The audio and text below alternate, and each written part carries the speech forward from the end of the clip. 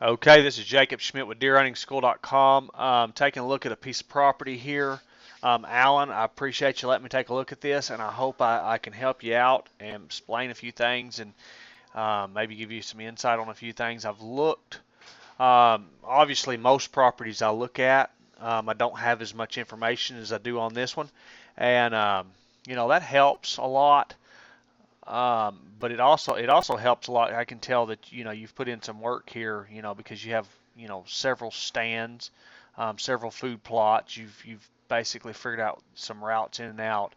Um, you've pretty much covered the property. A lot of times I don't have that information, and then some guys don't have that. So that information helps, and it also lets me know that you know a little bit about hunting. Plus I talked with you on the phone, and I could tell that you have some pretty good insight on what's going on.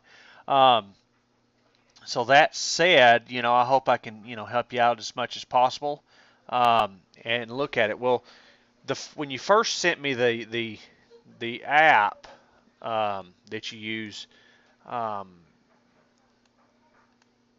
when I looked at it, there wasn't quite as much this information. And so I pulled this up and I mapped it out and I looked at it, and then since then my computer crashed and I lost all that information. So, but I still have this email here that you sent me. Um, but my Google Earth got erased. I have nothing in there. So, anyways, when I first looked at it, I was looking, at a lot clearer map than this, and just looking at what I look for. One of the first things that I look for um, is I look for thick areas. One is a lot of times your thick areas are um, your uh, your thick areas are your bedding areas. You have bedding areas, and then also that's important early season. That's important late season. Um, but it's also important during the rut because the pressure, especially heavily hunted deer under a lot of hunting pressure, are pushed towards, into their bedding areas for most of the daylight. But even in non-hunted areas, the bucks put pressure on the does, and the does will go to thick cover trying to get away from the bucks and hide from them. Well, when that happens, you have the bucks follow. They go to them areas. They can smell where the does are. They're looking for them, and they're in these areas. So these thick areas, a lot of times in the rut, you'll have a higher concentration of deer, especially in that seeking phase. Bucks are going from one bedding area to another, looking for does, trying to find a doe in estrus. So they're looking for where does spend most of their time. They also check food sources, things like that. But during the daytime, most of your deer activity is in the bedding areas, whether it's heavy hunted pressure woods or not. Whether there's no one hunting there, most of your deer still their most deer movement is early in the morning, late in the evening. And during the daytime, most of the deer movement is within a general bedding area, what I call a bedding area. Now they'll have spots inside the bedding area that they bed, but there's an area, and the deer will move all day long, but they don't move. Generally, they don't move very far. They don't travel, very far during the daytime. So a lot of your rutting, a lot of your heavy, rutting activity goes on within a small area, and it's usually the thick areas. And the reason, because it's usually bedding areas. And then also it's the areas when the bucks start chasing does and putting that pressure on them, they push them into that thick area. So you get a lot of that goes on. So that's one of the first things I look for. And when I noticed this here, um, this map here, one of the first things I noticed is on the property. If I look at them first on the property, I noticed this area here. It's a pretty large area here. Um, here, and I don't. It looks like an old clear cut or um, a old logged area. As I go back in time, here you can see where they come in and they done some work on it. They cut in between 2007 This picture here is actually was took. I don't have a date. This is saying 2007. Yeah, 2000. This was 2007 here, but for some reason this was all. Yeah. Okay, it's 2007, August the 7th, 2007. This picture here was took. Okay. Now this picture here was took in September of 2010. So somewhere between there was some serious logging went on, and that's been now. Um, I don't know exactly when it was cut because we've got a gap between 2007 and 2010. So 6, 7, 8 years somewhere in there.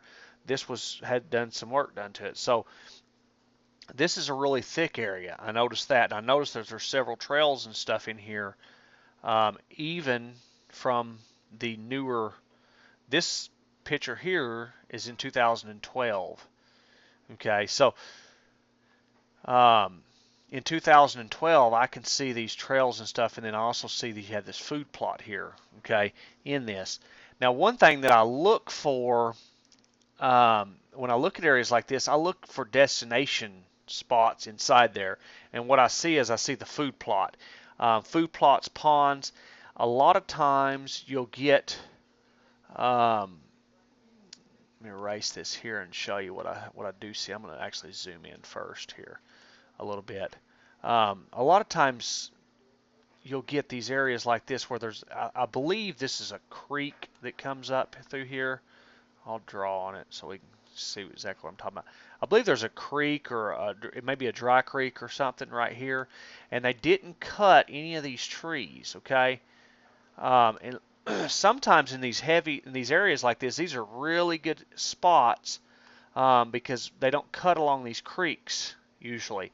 And what happens when it's first cut, it creates natural funnels, but a lot of times they leave these trees standing, and a lot of times them are oak trees. So you may get white oaks. Remember what state you're in here. Oh, yeah, you have white oaks here. You get white oaks. You may have some red oak, whatever. You have some oak trees, different types of oak trees and things. Well, what happens when you have this real heavy thicket area, you have a large area. Okay, here we're going to measure it in yards here. Okay, we have a 450 by, I would say, 700 yard area that's just massive, thick, really super good bedding type stuff, really good type areas that these does can get in and hide from these bucks when they're being chased and things like that. Now the problem is, there's not really a problem. The thing is with the deer, with the does, when they get in there, they still have to live. They still have to have food and water, okay? Well, when you have these areas like this here that I circled, if there are oaks in there, that are dropping at different times of the year, which is usually the case, a lot of times you'll get, 2 or 3 different types of oak trees. You may have, let's say, a black oak may drop, at one time, late October. White oaks here in Arkansas, white oaks start dropping about the dead middle of October. I mean, October 14th, 15th, somewhere right in there within a couple of days, they'll start dropping. Our pin oaks and stuff will start dropping a little bit later. The water oaks, willow oaks, things like that usually drop early December, about the time the white oaks are ate up and gone. So that gives a span, a time frame when you can hunt. I talk about that in my timing and hunting course. And in the master's course, there's several different courses where I bring that up and mention that.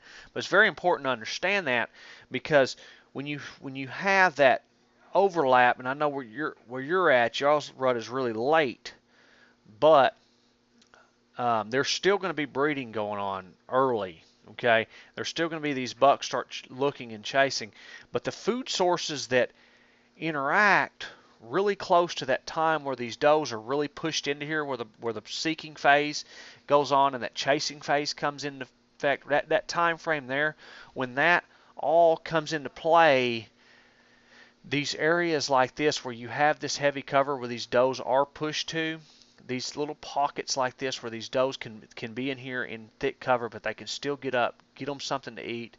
Them become really hot spots. These small food plots within heavy cover like that become hot spots because you're going to have a lot of doe traffic around here. You're going to have a lot of bucks in these areas looking and checking out these does, looking for these does.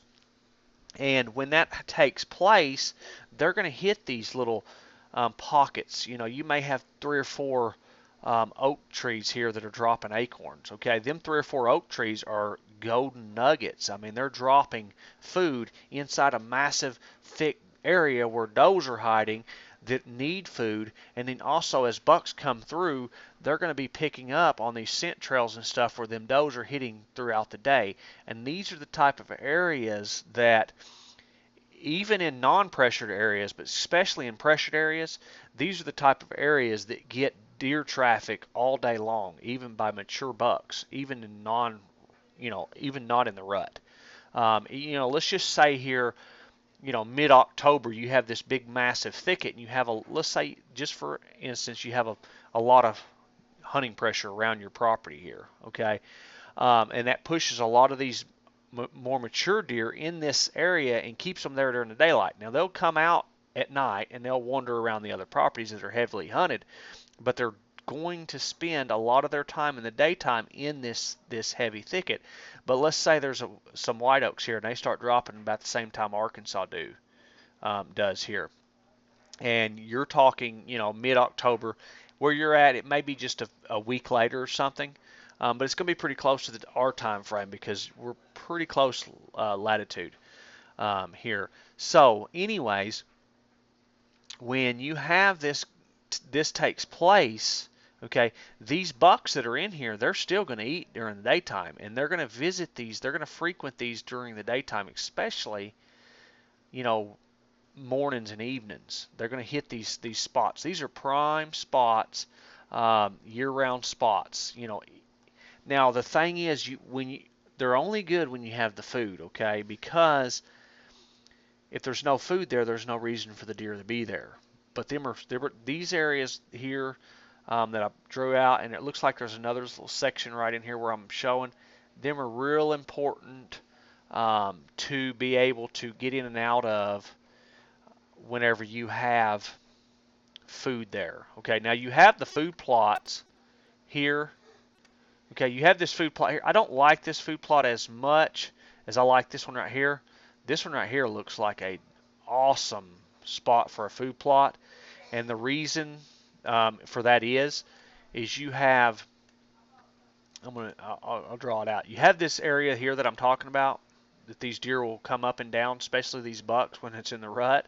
Okay, you have this here. You have a point that comes out here, so they're going to be checking this point, and you also have this line here. Okay, but then you have it goes up into this real thick, heavy cover here, runs up in there, and it looks like you also have one of them little sections right here. I just scribbled all over it, but there, and then you have this thick cover. Okay, so you have multiple reasons for deer to be cruising.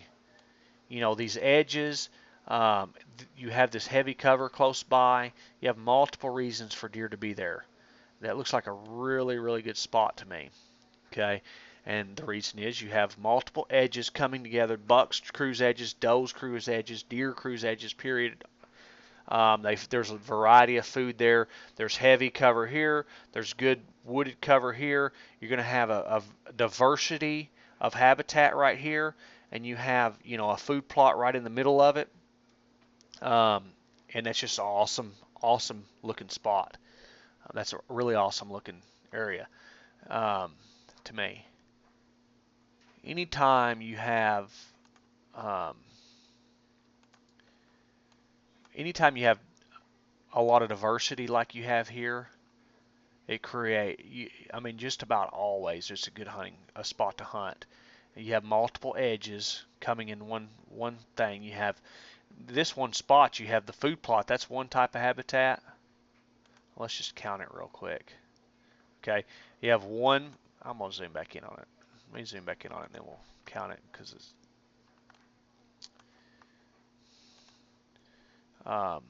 this real quick. You have one type of habitat here. You have one here. You have one right here. I don't know if you can see it, but this here looks like it's some type of deciduous trees that's lost their leaves. Okay, so you have one, two, three. You got count the food plot. That's four. You count this old clear cut. That's five. Okay, and then you have this old dry creek that runs through down through here. That's six. So you have six different types of habitat in a really small area, and each one of them has an edge. You have an edge here, an edge here, an edge here, an edge here, an edge here, an edge right through here, an edge all the way around the food plot, and them are just reasons for deer to be cruising through there. It's diversity in a small area. I really like it when you have diversity like this, but then you have a water hole right here with it as well, because then you have heavy cover, you have food, a diversity of food, and you have a food plot, plus you have a water source. You have three things that deer need. You have food, you have water, and you have cover. Okay, and in this case you have heavy cover. That is a really prime spot. So that was one thing that I really noticed. I didn't notice the food plot at first till you sent it to me. But that is a really good looking spot. But I did notice the heavy cover like I talked about in the beginning. Another thing that I noticed was I thought this was strip cut. What the heck? Yeah, it is. Okay, here we go. Hold up. When was this picture took? This picture was took this picture was just took a couple months ago, right here. Okay, so this picture was just took a couple months ago. We were looking at an old picture. Here you can see it better. These trees that I'm talking about that runs up through here, you can really see them. You can see these trees here. You easily see this edge. You can see this is really thick. And also, when I said I don't like this food plot here as much as this one, don't mean that this isn't a good food plot. I like this food plot. It's in the middle of this really thick, heavy cover. I think it's going to have, deer using it well. I think it can be a decent food plot, but this one really just looks awesome. Okay, this was the other thing that I noticed was here your neighboring property here has all this strip cut stuff, and that's going to be really good next year, early season and throughout the season, because you're going to have deer using this here for food sources and stuff. Anytime the canopy's opened like this and the sunshine, if you can look on an aerial photo like we're looking on here and you can see the dirt, that means that the sunshine can get in and hit that dirt. When that happens, it's going to grow. You're going to have regrowth from stuff from the ground to 2 to 3 to 4 to 5 foot. And that's stuff that deer can get their mouths on. It's a variety of food, especially when you get on the edges. Okay, you're going to have a diversity. A lot of diverse. Even here, when I look at this looks really great. Whoever's managed this property, it looks like they've done some work to it and done a good job. Okay, and some of the surrounding property. But this canopy has been thinned, a TSI, something like that. And we can go back. You can see it looks to me like it has been done since 2012 again. Okay, this here, it was done prior to this. Let's just go back here and look at it. You can see there the canopy's getting pretty thick. It's in there, it's kind of thin, so they thinned it pretty close to 2007 here. Yeah, they really thinned it in 2006. It looks like, maybe prior to that even. Let's see here. Yep, this is 2005. Okay, you can see that's really thick, heavy canopy. There's not going to be a lot of growth on the ground level here, but then here in 2006 they've really done a lot of cutting. Okay, that's going to allow for a lot of regeneration, a lot of growth from the ground, lots of food for the deer. Okay, here, then it's going to get thicker every year from at the ground level and at the top. Until there's going to be a peak where this is right prior to this top canopy, this upper canopy, right prior to that, this tall stuff here. Oh, this is going to be trees. You have to forgive my drawing. This upper canopy, and this is the ground. Okay, this is the ground. Here's your trees. Right before this closes out, these trees, the canopies start touching again and shading out the ground. Right before that happens, this ground is going to be really, really thick. Okay, and then this is going to close out and it's going to kill all this real thick growth. And then they come in and cut it again. They smash all this down, and there's nothing but here. And then you have a lot of growth like this, and the sunshine can penetrate through, and then you have a lot of new growth. Okay, that's at a low level. They're going to have a lot of food, and it's going to grow up to be really thick. Okay, to an area to where these deer. This would be a type of area right before this grows in, after it's had 3 or 4 years of growth. These canopies are getting close to touching here.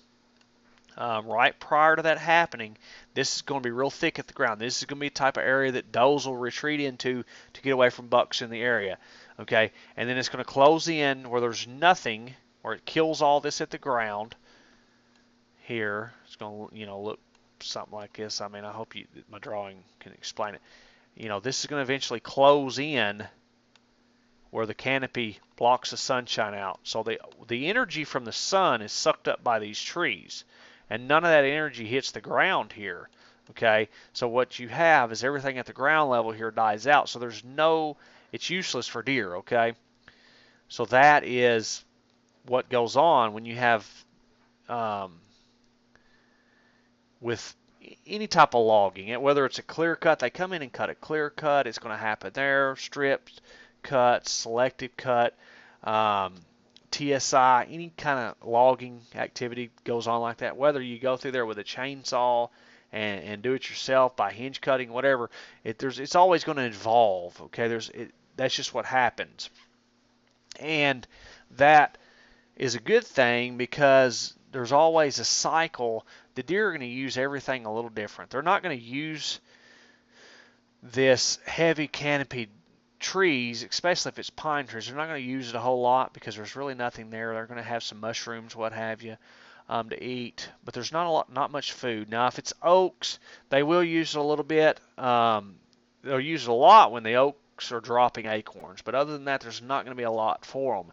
But then when you open this stuff up like this one here, let me change colors here. When you open it up, say this is a new fresh strip or clear cut, either way, the sunlight can get to the ground. When you open it up like this right here, this regrowth comes up and you have a lot of food for the deer. It's a prime food source, a lot of diverse, natural food, okay? It's not like you go in and plant a food plot. Yeah, they'll tear the food plot up, but this is native vegetation that's coming up. Okay, this is just natural food source that the earth requires. And a lot of guys, if they're managing properties or whatever, they don't have big equipment, they can still have loggers come in. You actually even make a little money off of it. A lot of public land hunting, you have to understand this stuff so you can see and pick good spots. Deer are going to be around food, period. I mean, it's just all there is to it. If there's food, there's going to be deer there. If there's not any food, there's not going to be any deer there. Even heavy cover, if it doesn't have food, it's not going to be any deer there. I don't know of any heavy cover that doesn't have food. At least here, where I hunt, we have, if you have a clear cut that's 5 years old, it's massive cover. You can't hardly walk through it. Deer pile up in there, and they don't even hardly have to come out because all the food, if there's water in there, they never have to come out. They do because they want more diversity, but there's a diverse food sources. So anyways, usually when you have heavy cover, you have a lot of food. And then you get to this area here where these canopies, are getting closer together. You have a lot of real thick cover, and you have a lot of bedding going on in there. Okay, the real young stuff, where they just strip it, you're not going to have much bedding. It's because it doesn't have a lot of cover, ground cover, but it has tons of food. young growth. Uh, fresh burns, going to do the same thing. And then obviously when this canopy's back over, you're not going to have um, a lot of good food, okay? So anyways, food is very important to understand when you're looking at areas like this. And this here, like I said, they've done a good job here thinning this out. And if you look here, this hasn't been. This is a heavy canopied area right here. It looks like it's probably a lot of oaks, which is fine because you've got this big area of pines here that is providing a lot of year-round food. Here in a few years, this is going to provide thick bedding area. This is providing a lot of oak acorns and stuff for deer during the when they're dropping acorns. Okay, and this is a good transition area here from, or it will be a very good transition area from this heavy cover to oaks where deer can feed, and then up here is going to be the same thing. This is heavy cover. Now this is your neighbor's property, but I think these were all cut at the same time. But it's a good transition area where these deer can come through, feed, and actually I think this has been select cut at some point. All up through here, yeah, this has all been select cut. TSI, whatever you want to call it, okay? All of this has, and that's a good transition area, okay? Even here, you have this heavy. This may be, depending on how old these are, you may have deer bedding in here coming out. I would have to look and see how old they are. I'll do it real quick. That's awesome. Google Earth is awesome because of this. I've had so many people ask me how you do this. There's a little symbol right up here. It's a little clock-looking symbol. You click on it and you can go back in time and see. You can get pretty precise at how old these trees are. They look pretty old, so that doesn't look like it's really going to be a bedding area to me. Yeah, let's see, this was cut back in somewhere around 97, 1997 here. And you see how this is heavy canopied here. At some point here recently, they've done some cutting around 2006, the entire property. They've done a lot of cutting, TSI or what have you here.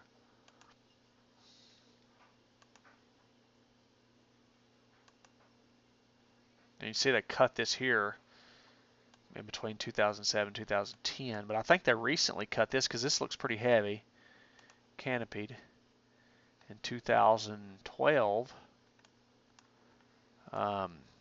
It looks like it's fairly heavy canopied. And if I click it off, I can definitely tell they've been through here and done some cutting. I mean, these have been opened up. You can see the logs and stuff lying down on the ground. So anyways, you're going to have some hardwoods and stuff, and this I don't think is a bedding area. But like here, this has really been cut all up in here, and this area here is going to be a good transition area to where this is going to be good and thick. This is going to be growing. It will be here in a couple years. It's going to be really good and thick. This is going to be more of a, looks to me like it's going to be more of an open wood type situation where deer will transition out of here, feed in the oaks here, back in here, and back and forth. Okay, this stand that's here looks like it's in a decent area. Anyways, I can't say spot because from where I'm looking here, unless I was to pull up topo maps, and I don't usually do that in the YouTube video analysis because it shows everything. It'll show the creek names, it shows the road names. I can't turn it off, but I use topos, and I also use Bing Maps a lot. Bing does a good job because of the bird's eye view you can pull up, and you can see, really detailed. But anyways, this is a good looking area. Okay.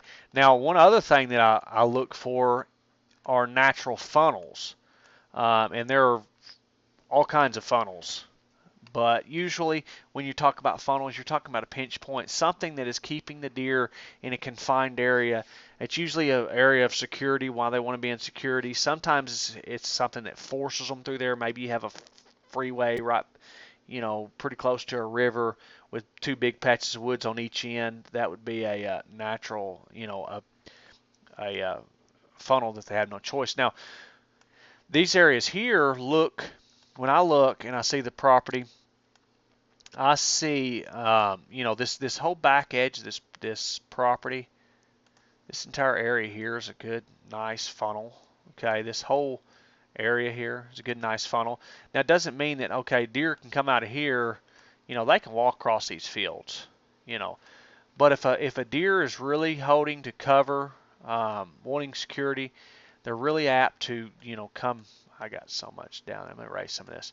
They're really apt to hug this creek. Bucks like to walk creeks anyways. And then when you have this security, you have the food plot here, there's no reason that back in here shouldn't be a good area. Okay, it looks like you have a stand on this field edge. I'm going to erase that and look at that. But that's what it looks like from here. It looks like the stand, is on the field edge with the food plot here. I kind of like the stand being on the back of this food plot, maybe here, or let me put an X. Let me put an X there and let me show you why.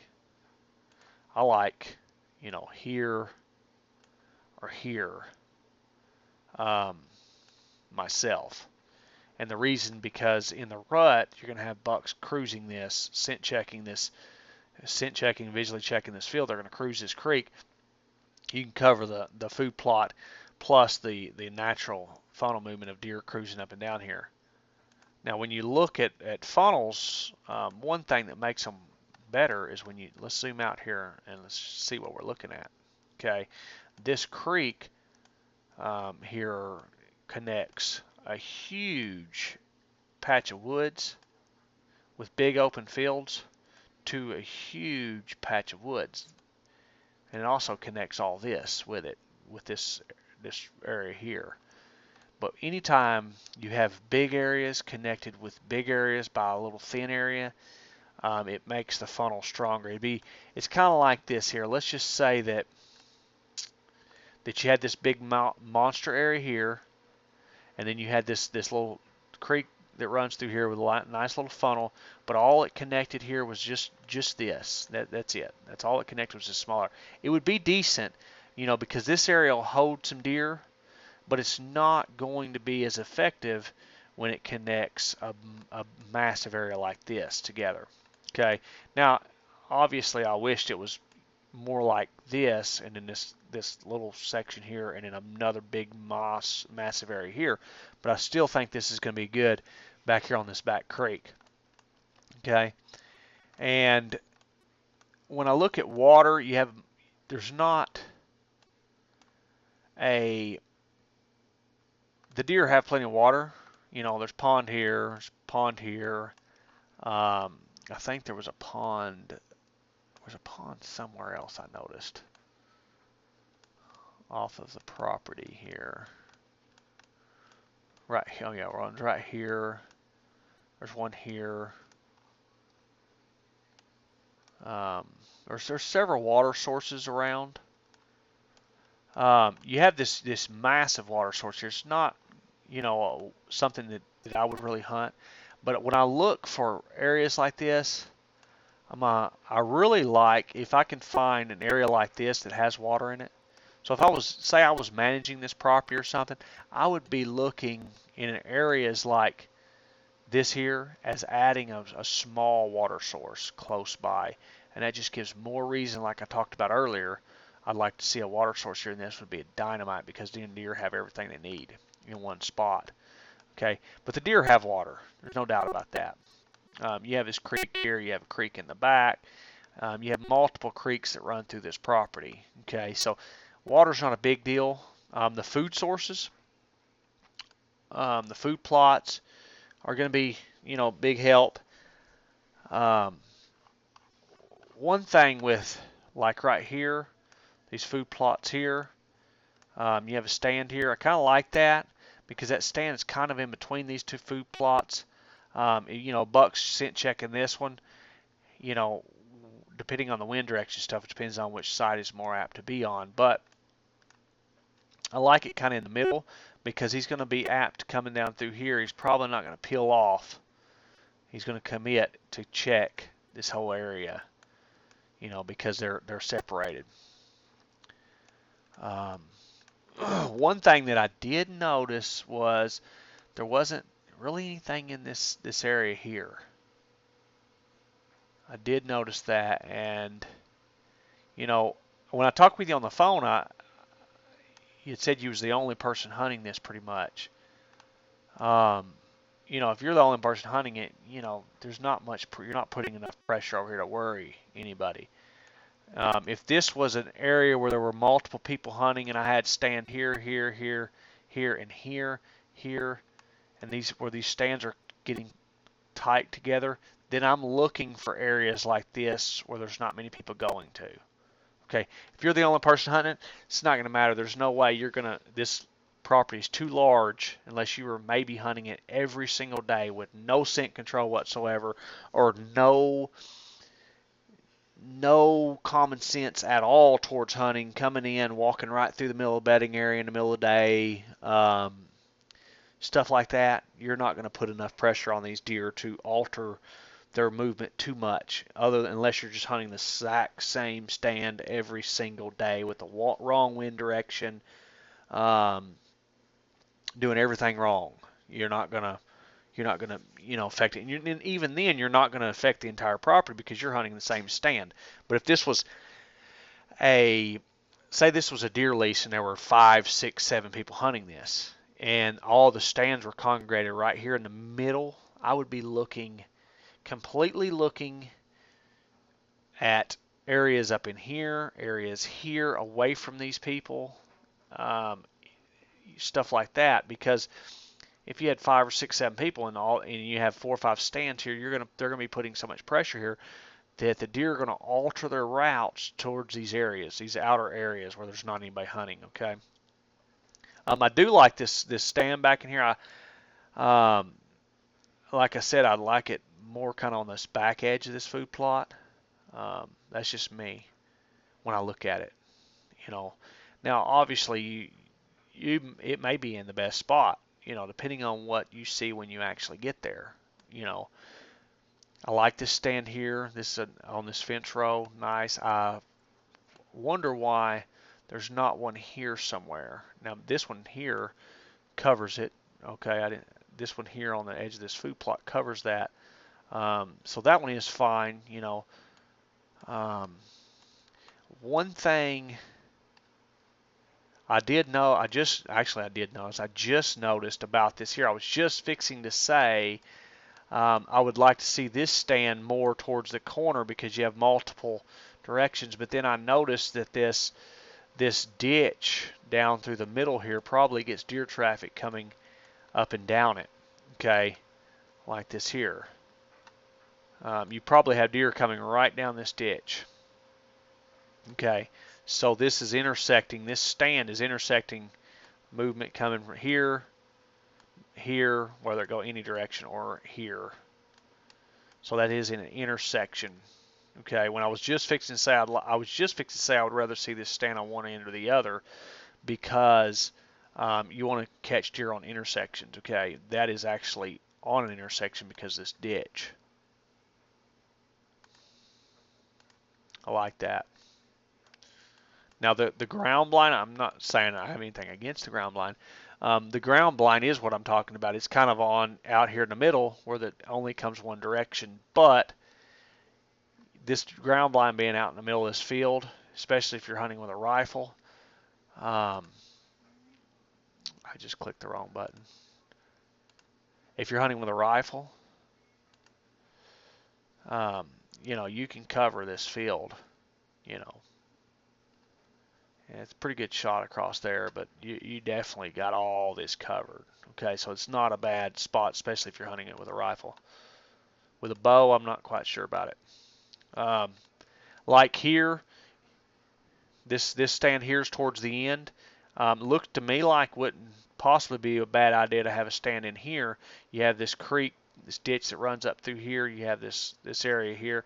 Wouldn't be a bad spot to have something set up here. But if you're just one person hunting this property, to me it looks like you have plenty of stands. Um, if it's just one person, now it's always a good idea to have, trail cameras in these areas here, in these intersections. You may have bucks cruising this and also cruising this. You want to keep them trail cameras in these intersections, and it would be a good idea to have, year-round monitoring in areas like that where you don't have stands, because, and the reason for that is you may have done something that you may have a big buck on this property, say 150, 160 inch deer, whatever the case may be, a buck that you would really want to kill, and know that he's on there, but you might have done something wrong on one of these stands that, say, you was running cameras here, and he's coming to this food plot a lot, and he's really working it. Well, and say you knew that he's bedded. This is just a scenario, okay? Say you knew he was bedded right here, and you knew he's really working this with anytime you have an easterly wind. Easterly wind. Okay, he's really hitting his food plot anytime you have an easterly wind. Okay. So you have your stand set up, let's just say here. This is just total scenario, okay? And this buck's, he's going to come out like this right here, and he's going to work with the wind quartering into it, and you're going to get a crack at him off this stand. But for some reason, that particular day, that you go in to hunt it, that buck bed's right here, okay? And you come in here and you get up on your stand, and he's winding you the entire time. Well, he alters his route and does something different after that.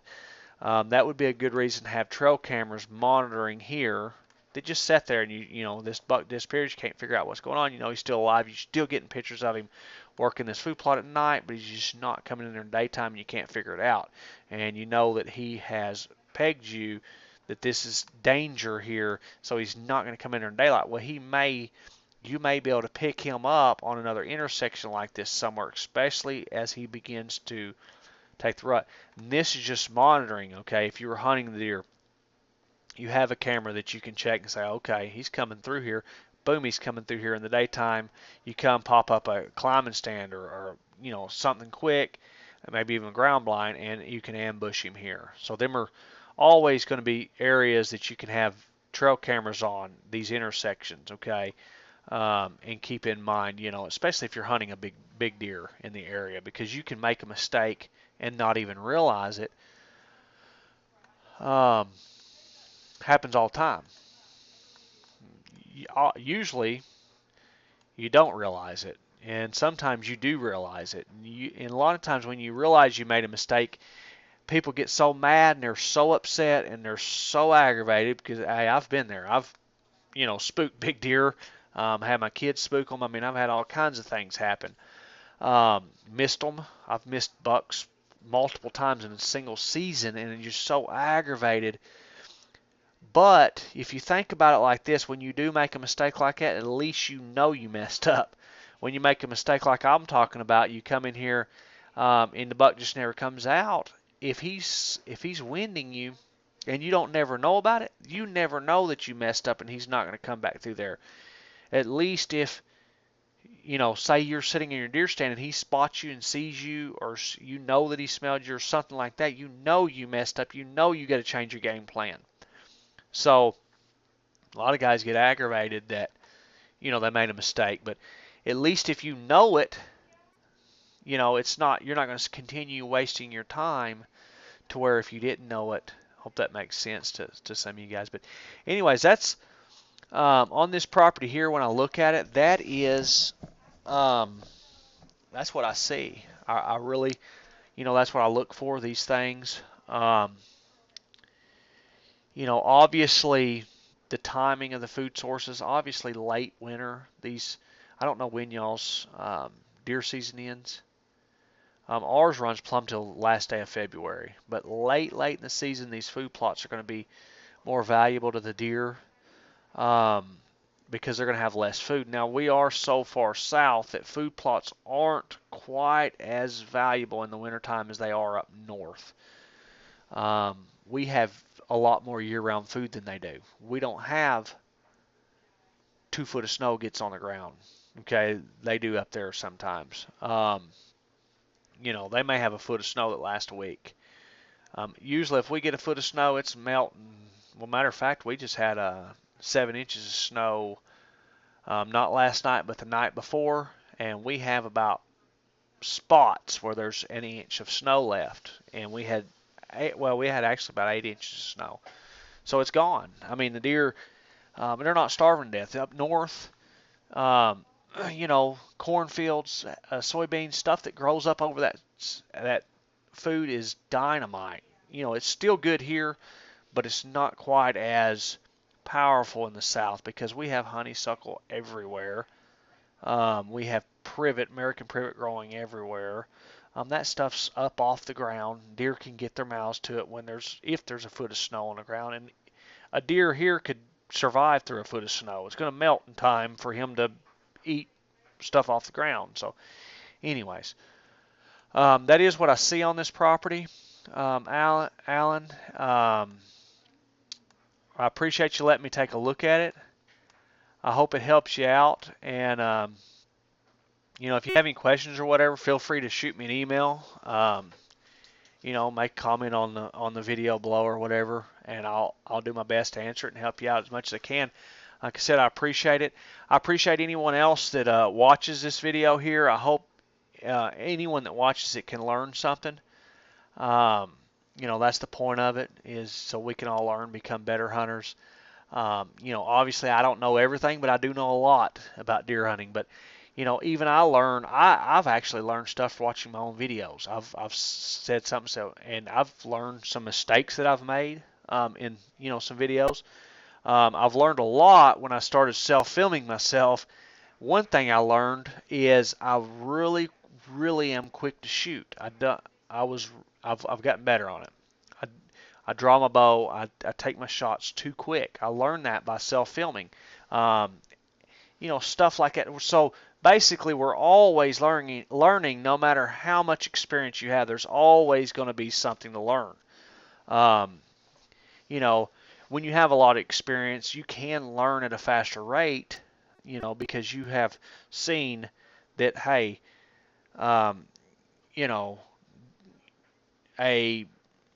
you've learned a lot of the stuff that does work and doesn't work, in certain situations when it'll work and when it won't. And you can understand that. So anyways, I appreciate anyone watching this. I appreciate you letting me look at your property. And I hope it helps you out a lot. And, like I said, shoot me an email if you have any questions, whatever. Thank you. Have a good day, and bye-bye. And anyone watching it, check out deerhuntingschool.com for more tips, information, things like that on deer hunting. Have a good day. Bye-bye.